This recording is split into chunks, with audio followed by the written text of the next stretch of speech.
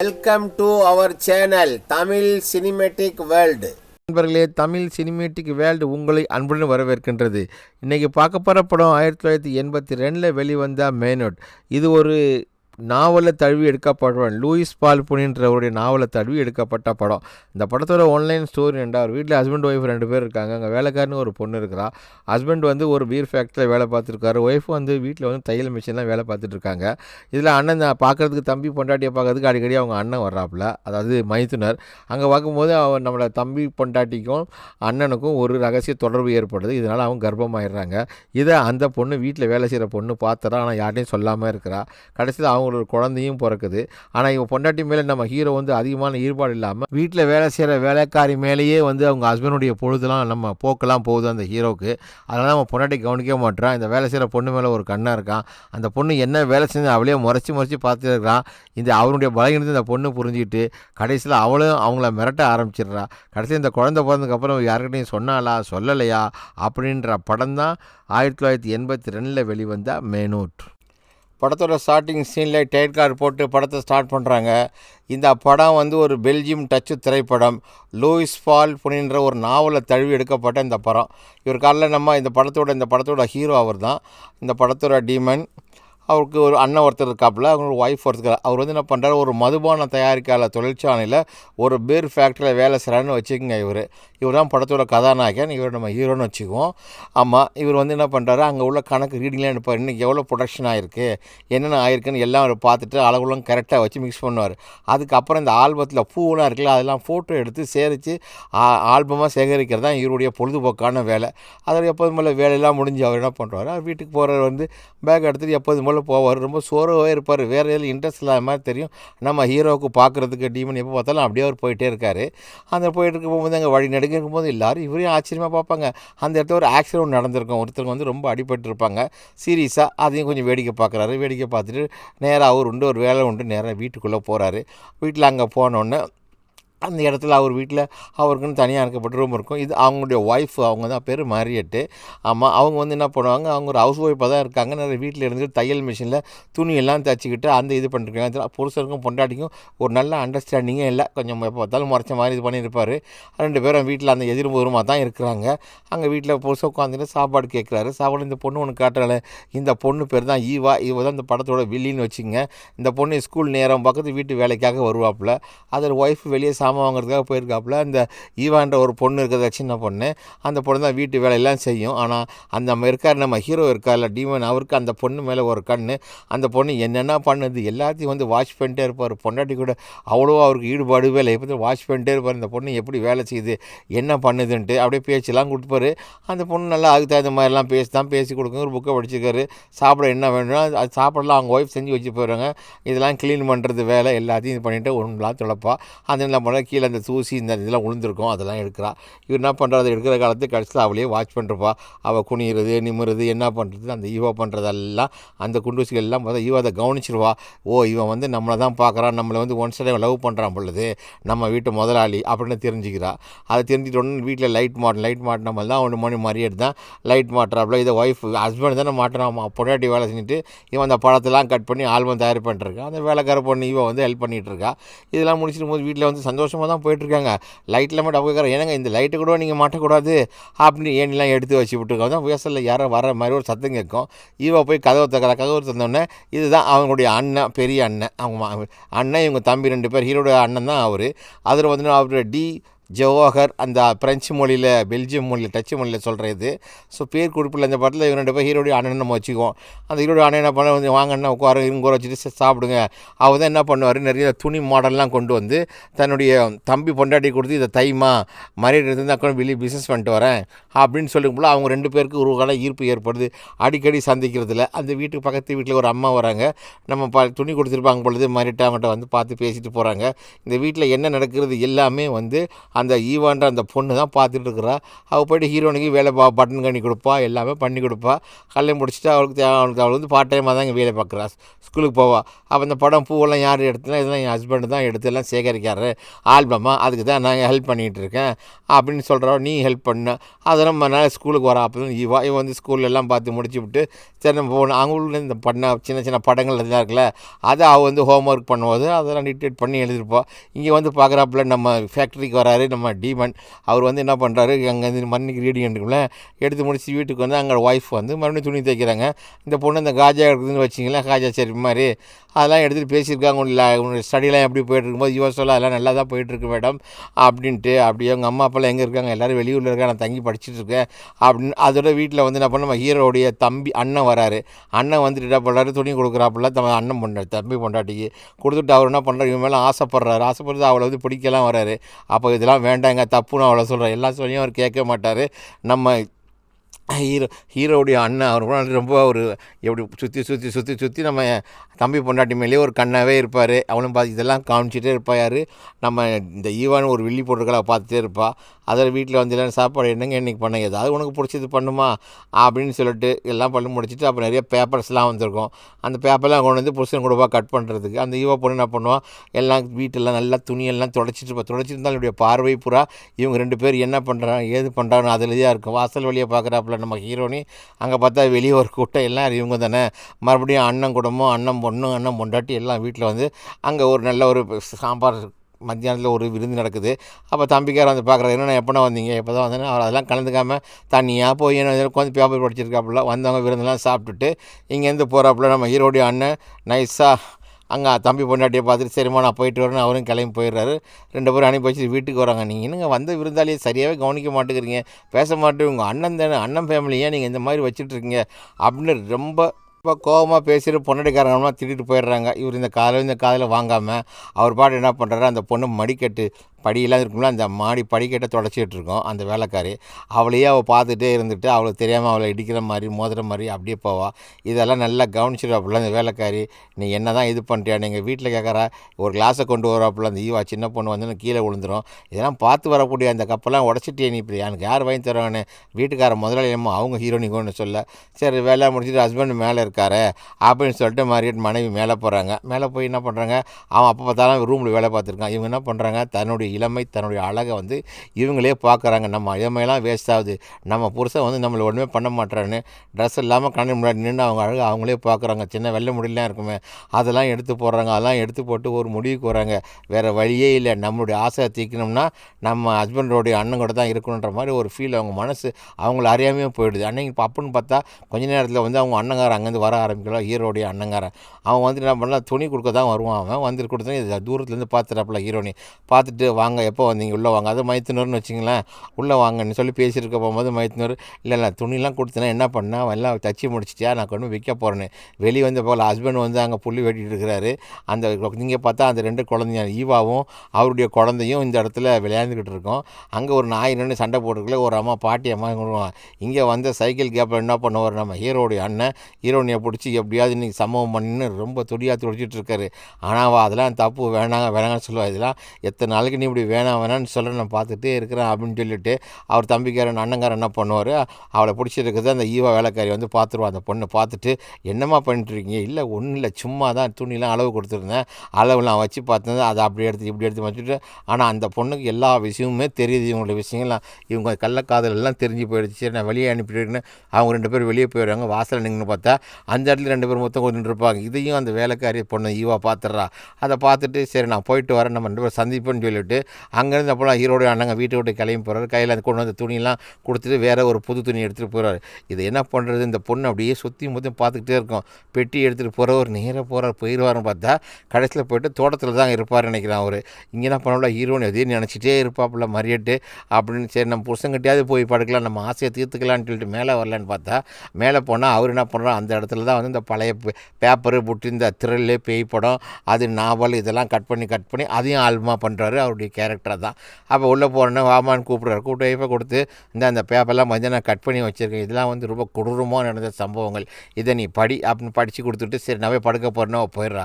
ஆனால் படுக்க போக மாட்டா. ஹீரோயின் என்ன பண்ணுவா, அப்படியே நடந்து வருவா. அங்கே பார்த்தா அவங்க அண்ணங்காரன் வந்து நிற்பான் தோட்டத்தில். வந்தவுடனே 2 பேருக்கும் பார்க்கவா வேணும், ஒருத்தர் பஞ்சு நெருப்பும் பக்கத்தில் இருந்த மாதிரி கப்புன்னு பற்றிக்கிச்சு. அதில் போட்டுன்னா அவன் சொல்கிறான் ஹீரோ, மாறிட்டு சொல்கிறா வேண்டாங்க அப்படின்னு.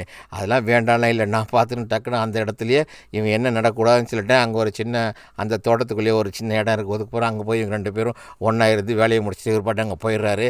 ஆனால் ஹீரோனி நம்ம தப்பு பண்ணிட்டோமே, நம்ம புருஷனை வந்து துரோகம் பண்ணிட்டோமே அப்படின்னு மனசுலேயே ஏங்கிக்கிட்டு வேகமாக ஓடி வரா. ஓடி வரும்போது பார்த்தா அந்த இடத்துல ஒரு கொடி ஒன்று, கம்பி கொடி ஒன்று கட்டியிருக்கோம். அது கரெக்டாக வந்து அவள் கழுத்தில் அந்த கம்பி இது பட்டு போகும்போதே குனிதான் போவா. அவர் கம்பி பட்டு அப்படியே கீழே விழுந்துடுறா. கீழே விழுந்த பயங்கரமான வழியில் ஐயோ அம்மான்னு கத்திட்டு அவளுக்கு சொன்ன தண்டனை, அப்படியே கீழே மயக்கமாக அங்கேயே விழுந்துடுறா. இங்கே என்ன பண்ணுறாரு நம்ம ஹீரோ டீமன், அவர் எல்லா வேலையும் முடிச்சு படத்தில் கட்டி முடிச்சு லைட்டு படுக்க வருது, ஒய்ஃபை பார்க்குறாரு. படுக்காரில் ஒய்ஃபை காணோம். சரி வெளியே போய் பார்க்கலாமே, வெளியே வந்து பார்த்து அப்படியே இருட்டில் நடந்து வர பார்த்தா ஒய்ஃபு மயக்கமாக கீழே மயங்கி கிடக்குறாங்க. எங்கடி போயிருந்தேன் அப்படின்னு சொல்லிட்டு, இல்லைங்க நான் சும்மா தோட்டத்துக்கு வந்தேன் தூக்கம் வரலன்ட்டு அதோட படுக்க வச்சுறாரு. மறுநாள் பார்த்தா அங்கே நம்ம ஹீரோயின் இருக்கும் போது அந்த பொண்ணு வரா, ஈவா வரா. ஈவா வந்து அப்போவே பார்க்குறா, அவளை பார்த்து சிரிக்கிறா, நக்கலாக பார்க்குறா. ஏன்னா இவளுக்கு எல்லா விஷயம் தெரிஞ்சு போச்சு. அது எல்லோரும் சர்ச்சுக்கு வராங்க. ஃபாதர் வந்து எல்லாம் பண்ணிட்டுருக்குவார். இங்கே என்ன பண்ணுற நம்ம ஈவா இருக்காளே, அங்கே பார்த்தா நம்ம ஓனர் இருக்கார், அவரையும் இருக்கார். 2 பேரும் புருஷன் 2 பேரும் உட்காந்துருக்காங்க. இவங்களே முறைச்சி இந்த ஈவா பார்த்துக்கிறா. அங்கே பார்க்கும்போது அங்கே ஒருத்தன் நம்ம ஈவாவை பார்த்துருக்கும் போது அவனை நாக்கம் கட்டியவன் யாருன்னே எனக்கு தெரியாது. அவளை பார்த்து நாக்கு நீண்டு வளப்பெல்லாம் காட்டுறா அவளுக்கு. அப்போ ஹீரோ வந்து அமைதியாக வந்து எல்லா இதையும் கேட்டிருக்காரு. அந்த கிறிஸ்டின் சர்ச்சில் நடக்கிற இதெல்லாம் முடியாது. அப்போ அவர் எல்லாம் அந்த ப்ரேயர்லாம் முடிக்குது. எல்லாம் முடிச்சுட்டு சரி வாங்க போகலன்னா அந்த ப்ரேயருக்கு வந்து நம்ம ஹீரோடைய அண்ணனும் வந்திருக்காங்க, அண்ணன் குடும்பமும் வந்திருக்குது. எல்லாம் முடிஞ்சு கேட்க வர, இங்கே பாரு அன்னைக்கு நடந்த சம்பவத்தை பற்றி யாருக்குன்னு சொல்லக்கூடாது அப்படின்ட்டு. அதெல்லாம் சொல்ல மாட்டேன் தம்பி, நான் அடுத்த வாரம் வரேன்டா வீட்டுக்கு அப்படின்னு சொல்லிட்டு நான் போகிறேன், நீ நான் வரவே மாட்டேறா, சரியா பேசவே மாட்டேங்கிற அப்படின்னு சொல்லிட்டு அண்ணங்கார தம்பி கையும் கொடுத்துட்டு அவங்க குழந்தைய கூப்பிட்டு அவங்க ஒய்ஃபையும் கூப்பிட்டு அங்கேருந்து கார்லேருந்து அங்கேருந்து கிளம்பி அவங்க போயிடுறாங்க. இங்கே வந்து அவங்க போகிறத இங்கே பார்த்துட்டே இருக்கிறாங்களா. இங்கே வந்து நான் வீட்டில் வந்து பார்த்தீங்கன்னா இவர் என்ன போகிறேன், வேலைக்கு போகிறேன், எப்போதும் போல் வேலைக்கு போகிறேன். டியூட்டி போயிட்டு வரப்போகும்போது ஸ்கூல் வழியாக வராரு. அப்போ இந்த ஸ்கூலில் படிக்கிறாள். அவள் படிக்கும்போது எல்லோரும் இந்த சின்ன பசங்க எல்லாம் சேர்ந்துட்டு அப்படி இந்த பள்ளி அடிச்சு விளையாடும். அப்போ வேலைக்கு இவ பார்த்த உடனே ஜம்ப் பண்ணுறதை பார்த்துட்டு வரா. பார்த்தோன்னா ஓடிடல, வாங்க ஓடிடலாம் அப்படின்னு ஓட்டு வந்து ஐஸ்கிரீம் சாப்பிட்றா. ஐஸ்கிரீம் சாப்பிட்டு சரிம்மா எனக்கு டியூட்டிக்கு நேரமாச்சு, நான் ஒரு வீட்டில் பார்ட் டைமாக வேலை போகிறேன், அங்கே போயிடுறேன். இங்கே வந்து பார்த்தா நம்ம ஹீரோ என்ன பண்ணுவார், அந்த பேப்பர்லாம் எடுத்து கட் பண்ணி ஆல்பமாக வந்து எல்லாம் ரெடி பண்ணிகிட்டு இருக்காரு. இங்கே பார்க்கும்போது வெளியே வந்து அன்றைக்கி இப்போ வந்து நம்ம இந்த ஈவா என்ன பண்ணுறா, அந்த ஸ்கூலில் சொல்லியிருப்பா பெயிண்டிங்கு, அந்த ஒரு இதுக்கு பெயிண்ட்லாம் வரைஞ்சிட்ருப்பா. அவர் வந்து நிறைய பேசி கொடுக்குறாரு நம்ம ஹீரோ. இவன் மேலே ஒரு கண்ணவே இருக்கார். பெயிண்ட் படித்து எனக்கு தெரியும் நீங்கள் எதுக்கு வட்டம் போடுறீங்க இல்லைன்னு. வெளியே பார்த்தா நம்ம ஹீரோயினி அப்படியே மறுபடியும் வாந்தி எடுத்துக்கிட்டு இருக்கிறா. வாந்தி எல்லாரும் ஷாக் ஆகி போச்சு, என்ன வாந்தி எடுக்கிறான். அதாவது இவ கர்ப்பமாயிட்டா. அவளுக்கு நல்லா தெரிஞ்சு போச்சு, இந்த பொண்ணுக்கு சிரிக்கிறா யார், இந்த ஈவா.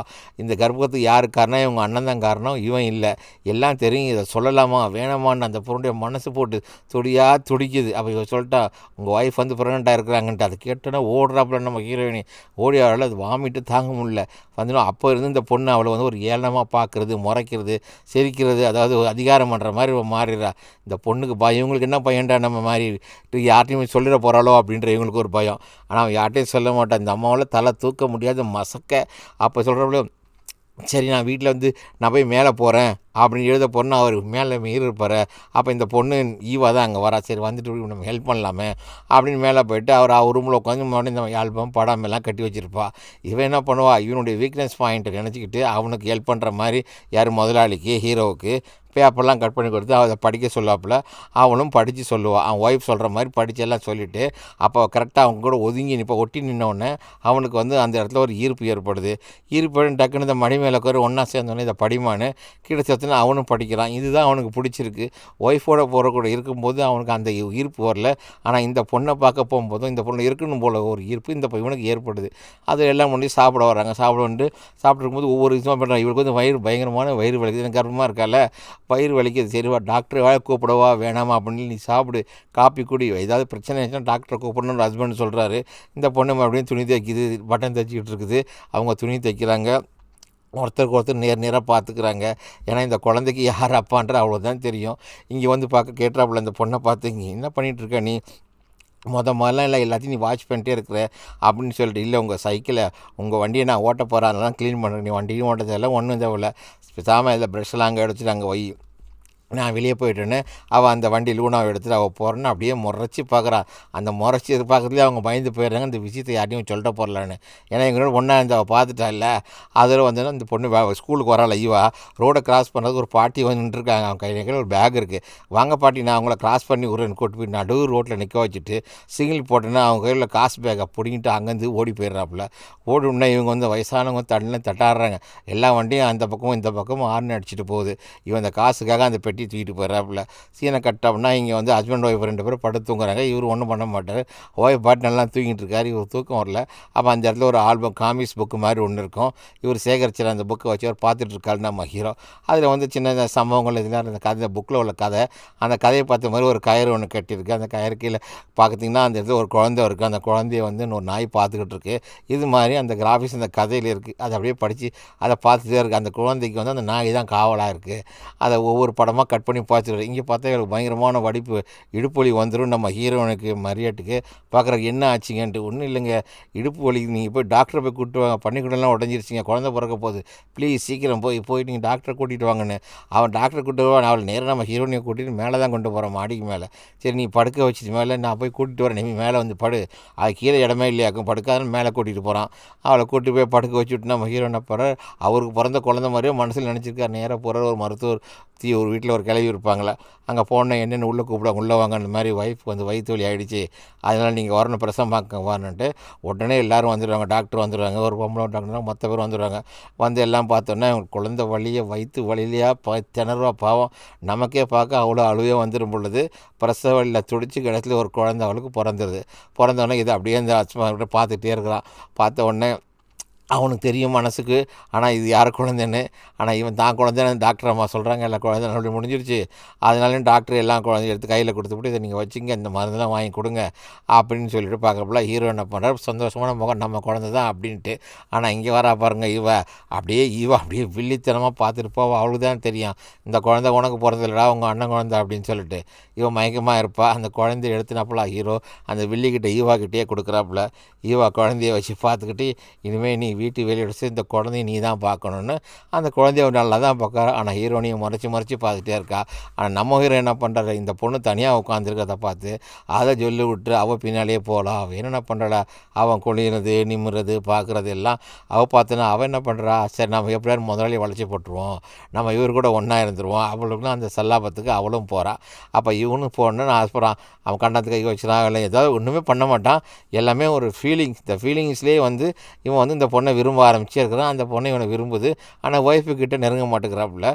எல்லாம் முடிச்சு விட்டு டாக்டர் குழந்தையெல்லாம் முடிச்சுட்டு எல்லாம் கரெக்டாக தானே இருக்குது அப்படின்னு இந்த பொண்ணு தான் குழந்தையெல்லாம் பார்த்துக்கிறா. பார்த்துட்டு சரி நான் மேலே கொண்டு போய் இந்த குழந்தைய பார்த்துக்குவான்னு கேட்குறா ஈவா. மேலெல்லாம் கொண்டு போவானா, நீ கீழே இருந்து பார்த்துக்க. சரி மேலே கொண்டு போனால் அவங்க அம்மா கொண்டு போய் குழந்தை கொடுத்துக்கா மேலே தூக்கிட்டு போகிறாங்க. கொண்டு போட்டு ஆஃபீஸுக்கு வர நம்ம வந்துட்டு அந்த பீர் ஃபேக்ட்ரியில் பார்க்க போகும்போது எவ்வளோ லீக்குள்ளே கரெக்டாக இருக்கான்னு பார்த்துட்டு படிக்கட்டில் அந்த ஏறி வரும்போது தவள்னு பொத்துடின்னு கீழே கால் மாட்டிக்குது. படிக்கட்டில் மாதிரி கீழே விழுந்தாரு, பயங்கரமான காலை அடிபட்டுடுச்சு. அப்படியே தட்டு மாதிரி என்ன பண்ணுறாரு, அப்படியே எலும்புதார் டீமன் எலும்பி ஒரு ஓரமாக நடந்து வரும்போது ஒரு ஹாஸ்பிட்டலில் போயிட்டு அவர் ஒரு ஸ்ட்ரெச்சரில் வீட்டில் தூக்கிட்டு வராங்க. பொண்டாட்டிக்காரம்மா அப்படியே ஆச்சரியமாக பார்த்துட்டு, என்னடா ஆச்சு இந்த மனுஷனுக்கு, நல்லா தானே இருந்தான், போனால் இந்த மாதிரி ஆகிட்டே அப்படின்ட்டு. அப்படியே வந்தவங்களாம் கொண்டு போய் அவரையும் கொண்டு போய் மாடியில் ஏற்றுறாங்க. ஏற்றி கொண்டு போய் மேலே படுக்க வைக்கிறாங்க. இங்கே பார்த்து படுக்க வச்சுட்டு அவருக்கு வைத்தியம் பார்க்குறாங்க. இங்கே வீட்டில் வந்து ஒய்ஃப் அதை பார்த்துட்டு மெதுவாக பின்னாடி போகிறான். அந்த வேலைக்கார பொண்ணு வீட்டில் அந்த விளக்கு மாதிரி இருக்கும், அதெல்லாம் தொடச்சி பார்த்துக்கிட்டு இருக்கிறான். கொஞ்ச நாள் பொறுத்துக்கப்புறம் கால் வலி அவருக்கு சரியாயிடுது. அது ஒரு வாசலில் உட்காந்து அந்த கால் வலியை பார்த்து இந்த பொண்ணு மறுபடியும் அந்த பழைய துணியெல்லாம் தொடச்சிருக்கும் போது நம்ம ஈரத்துலேருந்து ஹீரோனி அங்கேருந்து குழந்தைய மார்க்கெட் போயிட்டு வெளியே வர்றாப்புல. ஆனால் இந்த பொண்ணு என்ன பண்ணுறா, ஈவோ அந்த வீட்டில் உள்ள கிளாஸு இதெல்லாம் துடைக்கிற மாதிரி ஃபுல் கிளாஸ் அது. அப்போ கீழே குனியும் போது கிளாமராக இருக்கும். அதை பூரா நம்ம ஹீரோ இங்கேருந்து பார்த்துட்டே இருப்பான்.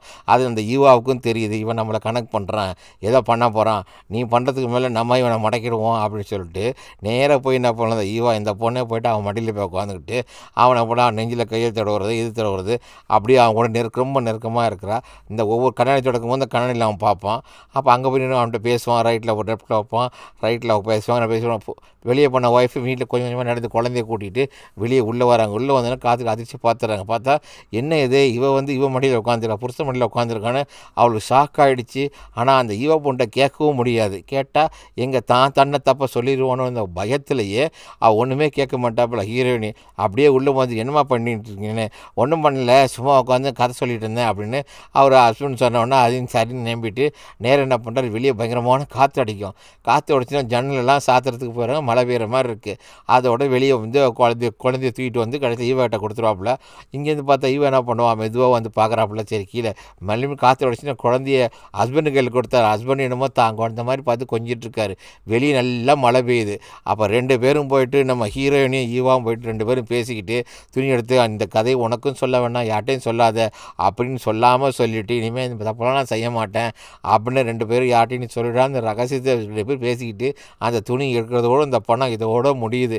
இந்த படத்தில் என்ன சொல்ல வராங்கடா, வீட்டில் ஒரு அழகான ஒரு பொண்டாட்டி இருந்தால் அந்த பொண்டாட்டி வந்து கணவனுக்கு துரோகம் பண்ணிட்டான். அந்த கணவன் வந்து அந்த பொண்டாட்டிக்கு சரியான அவளுக்கு என்ன செய்யணுமோ அதை இவன் செய்யலை. இவன் ஒரு போக்கில் போயிட்டே இருக்கிறான். அது வந்து பொண்டாட்டியோட தனிமை, அந்த தனிமையை வந்து அண்ணன் மூலியமாக அவள் தீர்த்துக்கிட்டா. அவள் அறியாமல் இருந்த ஒரு எமோஷனல் நடந்த அந்த தப்பு தான் இது. இந்த சின்ன பொண்ணு பார்த்ததுனால இவங்களை வச்சு பிளாக்மெயில் பண்ணிவிட்டு கடைசியில் வந்து இனிமேல் செய்ய மாட்டேன் இதோ இந்த படத்தை முடிக்கிறாங்க. இது வந்து இதனுடைய தீர்ப்பை வந்து காலத்தின் கட்டாயத்துக்கே நம்ம விட்டுருவோம். Thank you friends.